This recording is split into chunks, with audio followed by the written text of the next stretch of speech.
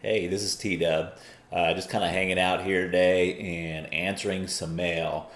And I just get so much email and letters through the post now that I can barely keep up with it all. So I thought that maybe it would be helpful if I read a couple letters uh, to you, and maybe that would be helpful for you too. I'm going to leave out the real names and the the real cities and states and such. But I've got a letter here from Karen. This actually came by email. I'm going to call her Karen. Her name rhymes with that, but I'm going to call it Karen. She says, "Dear T Dub, help. First of all, your book is helping me immensely, not to get next back, but to totally rejuvenate my communication with my boyfriend so that he never does become my ex." That's good. I'm dead stuck on one thing, though. You say that we train people to treat us badly, and I completely get that. You also say that we should reward good behavior, but not bad behavior. So here's my roadblock. How do I stop or punish, not reward that bad behavior? Great example. My boyfriend and I are in a long distance relationship. I am in blank, and he is in blank. So our relationship revolves around phone calls. He has a really bad habit of saying, "I'll call you later tonight at a certain time," and then not doing it.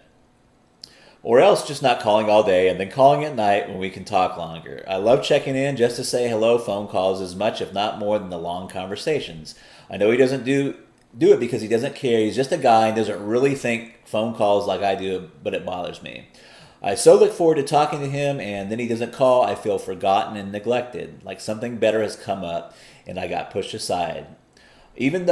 Though in my heart I know it isn't true, these small things create a little seed of resentment inside of me, and sometime in the future it causes an inevitable fight over something totally unrelated.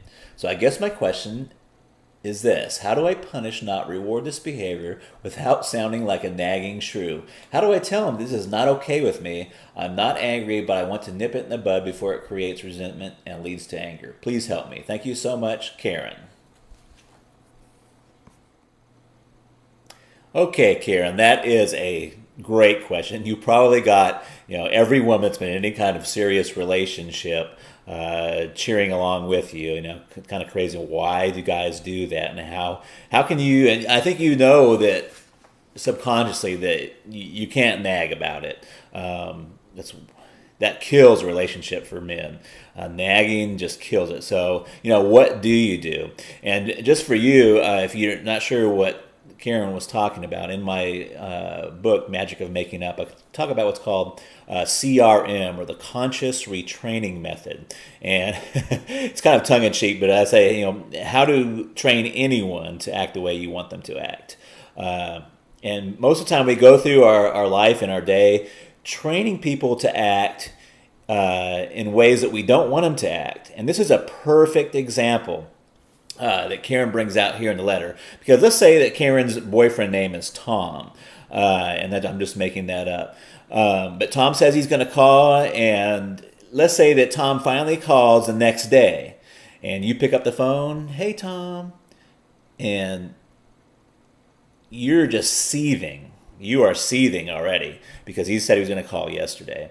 So what would you normally do? What would you normally say?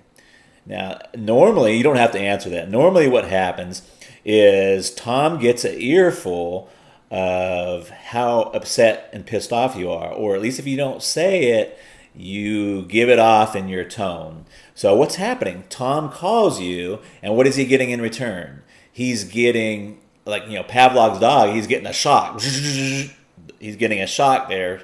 Calls you, shock. Calls you, shock. That's not good reinforcement. We're actually training them to do what we don't want them to do. And this is what Karen is talking about. So what should she do? Because, if he's calling 2 days late, you're obviously not going to be happy with him. So it's a little bit tricky. But I'm going to let you in on a little secret about guys and about men, and what we won't come out and say it, but what we really want is we want to be admired. If you kind of picture back to the medieval days, like knights on shining armor, we want to be. So we want to be admired. We don't want nagging. Nagging equals shot, shot. And that's nagging.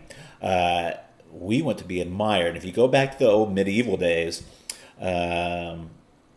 there's a great sense of honor, and men will go to their death for you if they believe that in your mind you have this big self-image or a big image of them in their head. If they know that you see us as like some kind of knight in shining armor, we will go to battle for you. I mean, we will literally lay down our life for you. So what you do and how you how you play that to your advantage is when we do little things.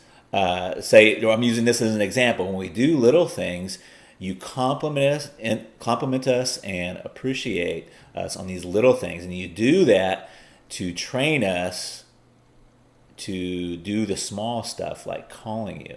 So there's a real quick example because I'm I'm kind of running out of time. If he does something small, let's say he does call you on time, and you say, "Hey Tom, gosh, yeah, you were right on time this time. I really appreciate and I admire how you are a man of your word. And when you say something, you do it. That's one of the things I love most about you."